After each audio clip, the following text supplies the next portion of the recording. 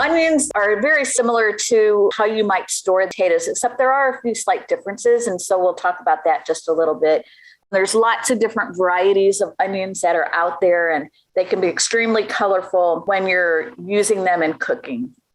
So there are three main types. We have the aggregates. They are the shallots, and there's a picture of a shallot. I had some shallots from the farmer's market early spring. So they must have been kept over the winter, and they were still really good. And I just enjoyed them when I ate with them.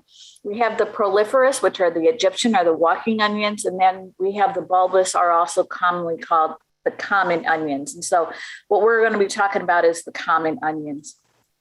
And so a common onion is one that we always plant by sets. Generally, they're a single large bulb. They're ready during midsummer, and we're in midsummer. So a lot of our onions, our bulbous onions, are ready to be harvested right now.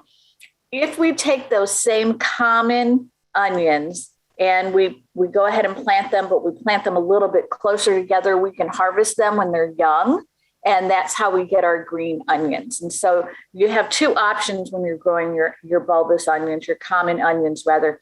And so you can do them as a green onion, just plant them a little bit closer or plant them a little bit further apart, and you've got your full onion that you can harvest in midsummer. So here we have onions are cool season crop. They are very long to mature, so they take about 95 days.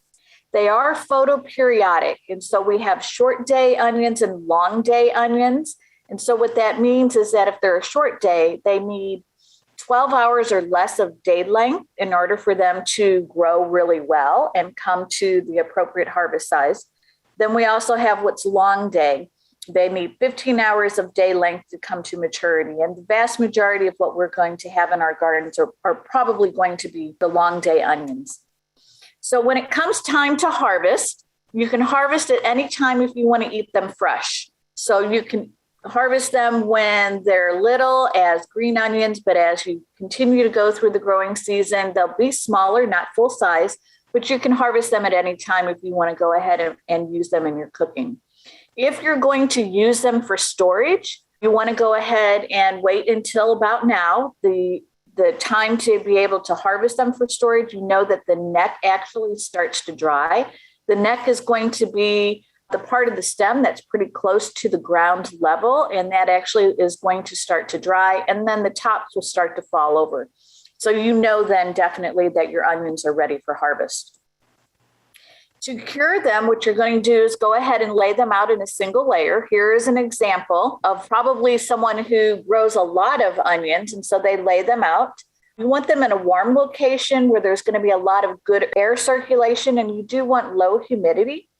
Usually it's going to take about 2 to 3 weeks, and you'll know that they're done curing because the outer scales of that onion, the skin, it's going to start to rustle when you actually touch those onion bulbs. So you want to make sure that you give them plenty of time. And by laying them in a single layer, you know that they're going to have really good air circulation around that bulb so that you can go ahead and keep those bulbs from getting any kind of rot or other type of disease, and then moving them into the storage. So there are really two options of what you can do with onions when you want to store them. You can actually cut the tops off after they're totally cured, after those couple of weeks. You can go ahead and cut the stem at about 2 inches above where the bulb is.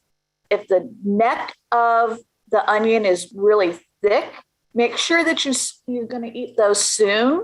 Don't hold off on using them for your cooking, because the thicker the stem, the thicker the neck, they don't store as well as some of the smaller necked or smaller stemmed round-wise are going to be for storage.